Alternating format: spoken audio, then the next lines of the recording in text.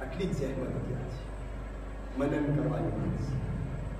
સમજાવ આપણા જવાનો, બચ્ચાઓને. અને અંતમાં આજના સુશેમાં એક રિસર્ચ થઈ યુરોપની અંદર કે જેટલા ઇમિગ્રે આવે છે બહારથી, અરબ દેશમાંથી ઇમિગ્રે આવે, હા, એ લોકો કેવી રીતના યુરોપમાં આવીને એસકે એન્ટિગ્રેટ થાય છે, આપણા કલ્ચર એક્સેપ્ટ કરે છે, આપણી માન્યતાઓ એક્સેપ્ટ કરે છે. એક રિસર્ચ થઈ. સમજાવ ભાઈઓ, રિસર્ચનો નતીજો તમને ખુલાસો આપું છું. 6000 પાનાનો રિસર્ચ છે. એમાં એ લોકો કહે છે કે મેજોરિટી લોકો અહીંયા આવી અને આપણા કલ્ચરમાં ફોન્દ્ર થઈ જાય છે, ઓગળી જાય છે, એટલે કે આપણો મેસાજ પાસે થાય છે.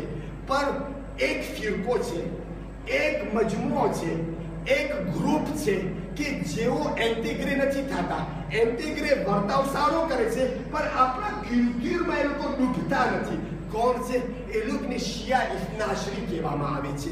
કેમ નથી ડૂબતા? શા માટે ઓગળતા નથી? એ લોકો પાસે બે ચીજ છે. એક ચીજ છે જેને એ લોકો કહે છે મજલિસે હુસૈન. સમજ્યા? મજલિસે હુસૈન નો રોલ કલ્ચર બતાવવામાં આવે. સવારથી સ્કૂલમાં લાવી છે તેની વાત. અહીંયા મજલિસની અંદરમાં તમને અલ્લાહનો વજૂદ બતાવવામાં આવે, ઇમામનો વજૂદ બતાવે છે. કે આ લોકો આવે છે, સારો વર્તાવ કરે છે એકદમ, પણ આપણો કલ્ચરનો ઇમ્પેક્ટ એ લોકો ઉપર મિનિમ છે, મિનિમ. સમજ્યા? શા માટે? કારણ કે આપણે મજલિસે હુસૈનથી લઈએ છીએ. અને બીજું, એ લોકો પાસે એક ચીજ છે જેનું નામ છે મરજાએ તકલીફ. મારો શબ્દો નથી, રપોર્ટ છે. એ લોકો એટલા લીએ હોય છે એ લોકોના મરજાથી કે વાંચી એ લોકો કાયદાને, કાનૂન એ લોકો સ્વીકારે છે. એટલે આપણે લાઇસિટીના નામથી જે સુવર, હા, હલાલ ગોશના પરખે રાખે છે, પણ એ લોકો વટાઈ જાય છે, લેતા નથી, કારણ કે એ લોકોના મરજાની બનાય છે.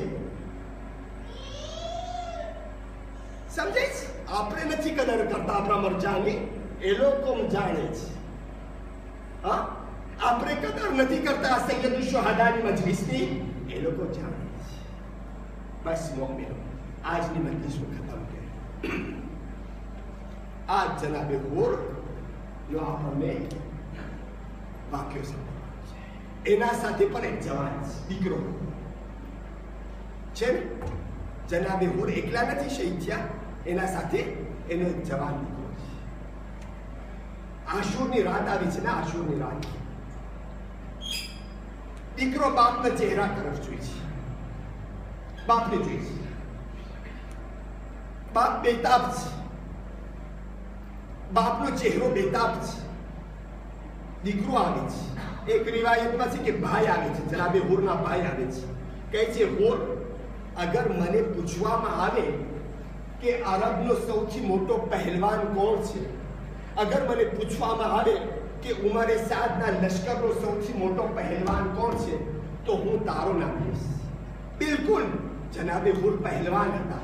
1000 લોક સામે આવતા હતા, એ બધા સાથે લડી શકતા હતા. કહે છે, અહીં હુર, પણ અજબ વાત તો એ છે, તમે આટલા મોટા પહેલવાન છો, છતાં પણ આજે રાતના એમ દેખાય છે કે તમારો ચહેરો ઉતરેલો છે, તમારી ધડકન ઉતરેલી છે, અને તમારા આંખમાં વારંવાર આંસુ દેખાય છે. અલ્લાહુ અકબર. જનાબે હુર એના ફરઝંદને કહે છે, એક રિવાયતમાં છે કે જનાબે હુર એના ભાઈને કહે છે, આ રાત છે અંધારી, જે હું સાંભળું છું તમે સાંભળો છો, જે હું દેખું છું તમે દેખો છો. કહે છે, શું કહેવા માંગો છો? કહે છે, આવો. જનાબે હુર એના ખૈમાથી દૂર થાય છે, જરાક હુસૈનના ખૈમાના પરખે આવે છે, દૂરથી જોઈ છે. કહે છે, ફરઝંદ જો તો શું સંભળાય છે? ફરઝંદ સાંભળે છે. કહે છે, બાબા, હું કઈ જોઈ રહ્યો છું અને સાંભળી પણ રહ્યો છું. શું સાંભળે છે? કહે છે, જરાક વાર બચાવો, અબ્બાસના ખૈમામાં જાય છે, જરાક વાર બચાવો, હા, હુસૈનના ખૈમામાં જાય છે, જરાક વાર નાની નાની દીકરીઓ ઝૈનબના ખૈમામાં જાય છે. અલ્લાહ શું કરે છે? કહે છે, અમને નથી ખબર ખૈમામાં શું કરે છે, પણ બહાર નીકળીને એમ કહે છે, અલ આતશ, અલ આતશ, અરે કોઈ છે પાણી દેવા વાળો. અલ્લાહુ અકબર. જનાબે હુર કહે છે આ આવાજ મને તડપાવી નાખી, આ બચ્ચાઓનો રવૈયો મને તડપાવી નાખ્યો. અજીબ વાત છે.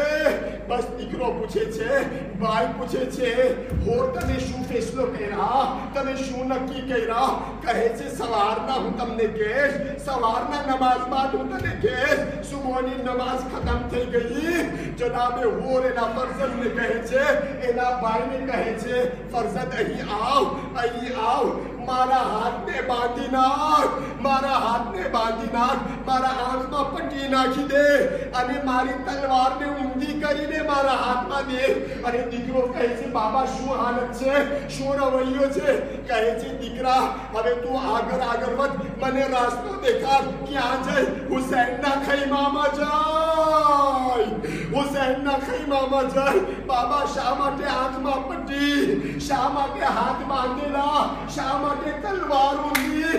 કહે છે દીકરા અરે હું હુસૈનને શું ચહેરો દેખાડું, મારા થકી તો આજ હુસૈનની ઔલાદ પ્યાસી છે, એ માટે મારા ચહેરાને ઢાંકી નાખું છું અને મારા હાથ બંધ કરું છું, કારણ કે મારા હાથેથી હું હુસૈનને રોક્યો હતો, હુસૈનને કરબલા સુધી પહોંચાડ્યો અને આ તલવાર ઊંધી છે એટલે કહેવાનું કે હું લડાઈ કરવા માટે નથી આવ્યો. આ અઝીઝો જનાબે હુર આવે છે, છેટેથી અબ્બાસ દેખે છે, અકબર દેખે છે, આવે છે મૌલા હુસૈન પાસે. મૌલા મૌલા હુર દેખાય છે દૂરથી, કહે છે અબ્બા ચલો આપણે એની આવકારી માટે. અરે મહેરબાન હુસૈન, અરે મારા આખા કેટલા મહેરબાન છે, આવકારી માટે જાય છે. અઝાદાર અને સૈયદ શાહદા અરે આવે છે જનાબે હુર, એના ફરઝંદ આવે છે, એક રિવાયતમાં એના ભાઈ પર આવે છે, આવી જાય છે. જ્યારે મૌલા હુસૈનના પડખે આવે છે, અરે જનાબે હુર ગોઠણ પર ઉભા રહી જાય છે, ગોઠણ પર બેસી જાય છે. અલ્લાહ અલ્લાહ કહે છે, અરે આકા શું મારા માટે તૌબા છે, મારા માટે માફી છે. અરે હુસૈન કહે છે અરે હુર આવો. હુસૈન છાતીએ લગાડે છે, અરે હુર તમારી માં તમારું નામ હુર રાખી છે, આઝાદ. અરે હકીકતમાં તમે આઝાદ થઈ ગયા. આઝાદાર અને સૈયદ શાહદા મૌલા અબ્બાસ એ દોરીને ખોલી નાખે છે, અરે પટ્ટીને કાઢી નાખે છે. જનાબે હુર આવ્યા, કહે છે મૌલા હુસૈન કહે છે જનાબે હુર ને હુર તમે આવ્યા છો, પણ મહેમાન જ્યારે આવે તો કાંઈ ને કાંઈ નિસ્બાન આપે, પણ હુસૈન કેટલા લાચાર છે, એક પાણી પણ નથી કે હું તમારી મહેમાન નવાજી કરું. આઝાદાર અને હુસૈન જનાબે હુર કહે છે મૌલા અગર તમે મારી માફી કબૂલ કર્યા તો હું ચાહું છું કે હું પહેલો શહીદ થાઉં, મને શહાદત આપો ઇજાઝત. અરે જનાબે હુરનો દીકરો કહે છે પપ્પા એ મારા વાલિદ હું ચાહું છું કે પહેલા હું શહીદ થાઉં. આઝાદાર અને સૈયદ શાહદા અરે જનાબે હુરનો ફરઝંદ પહેલા જાય છે, લડતા લડતા એક સમય આવે છે કે કહે છે બાબા મારા છેલ્લા સલામ. જનાબે હુર દોડતા દોડતા જાય છે, અને જ્યારે પહોંચે છે તો શું જોઈ છે કે હુર પહેલા હુસૈન પહોંચી ગયા છે, હુસૈન પહોંચી ગયા છે. અરે જવાનની લાશ ઉપાડવા ચાહે છે ઇમામે હુસૈન, અને કહે છે બાપ જનાબે હુર અરે બની દઈ દો મારા દીકરાની લાશ ઉપાડો. હુસૈન શું કહે છે અરે હુર ક્યાં તમે જોયું છે કોઈ વાર કે શહીદ બાપ જવાન દીકરાની લાશ ઉપાડે? અરે મૌલા આજ તને કહી રહ્યા છે, પણ એક સમય આવશે અકબરની લાશ ખૈમામાં તમને ઉપાડવી પડશે. અલ્લાહ લઅનતુલ્લાહ અલા અલ-કૌમિ અઝ-ઝાલિમીન ફસયઅલમુ અલ્લઝીના ઝલમુ અય્યુ મુન્કલબિન યન્કલિબૂન. ઇન્ના લિલ્લાહિ વ ઇન્ના ઇલૈહિ રાજીഊન.